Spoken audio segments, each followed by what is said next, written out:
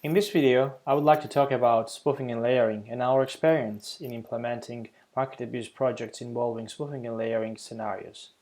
Spoofing and layering are order-based market manipulation scenarios where basically the actor or the manipulator is trying to place orders which on one side of the market where he is not attempting to trade but on the opposite side.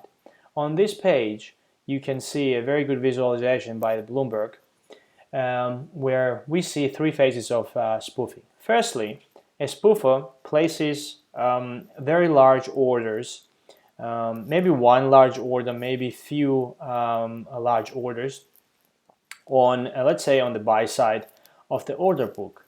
And he knows that when he places these huge orders, so let's say the market price is at 100 right now, and he places the buy orders below 100, so let's say at 99 or 99.50 or whatever. So in the proximity of the current price, but not very near, so that the market price is not there yet.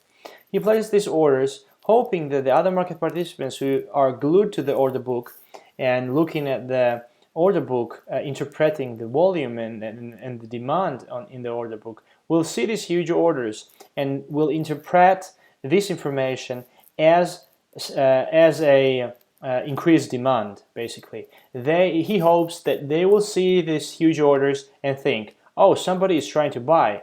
I have to buy it now before him, because when his orders will be executed, then surely the price will go up, so I will profit from that.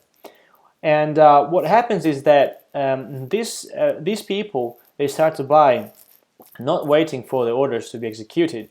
And what happens when these people start to buy? The price goes up. That's right. And that's exactly what the manipulator wanted.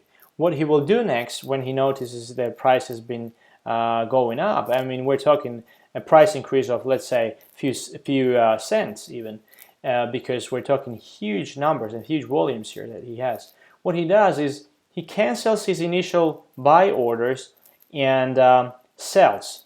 So he achieved a better selling price, and he sold his position that he had at a higher selling price. And he will do the exact same thing on the other side.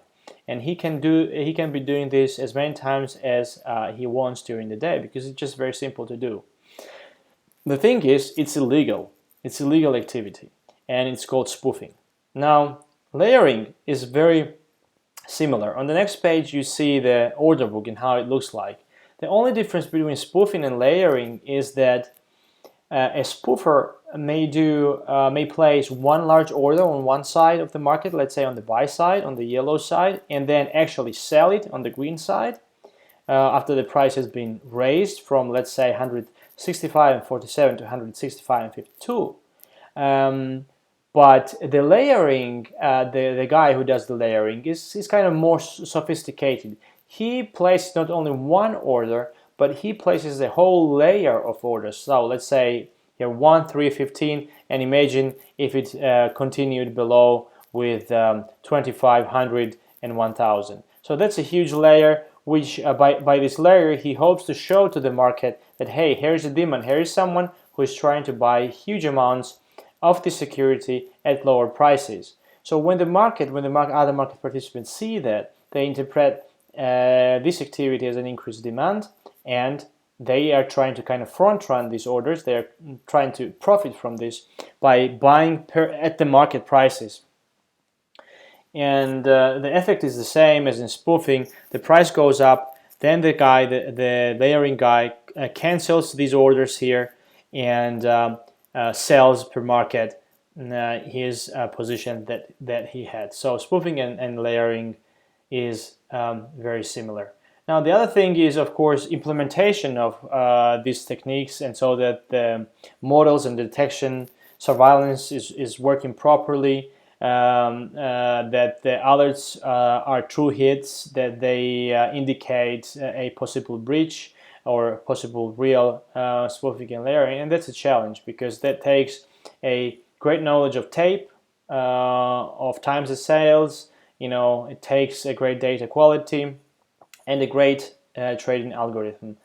At GK Consultancy, we have implemented 25 plus market abuse projects involving spoofing and layering scenarios, and we believe that we can help in case you have such a project to be implemented, or in case you would like to train your users to achieve a better understanding of market abuse scenarios. On the next page, I'm showing some of the references from the previous projects of happy customers and my contact details. I would be happy if we can talk and if I can answer your questions. For now, I wish you good luck and thank you for listening.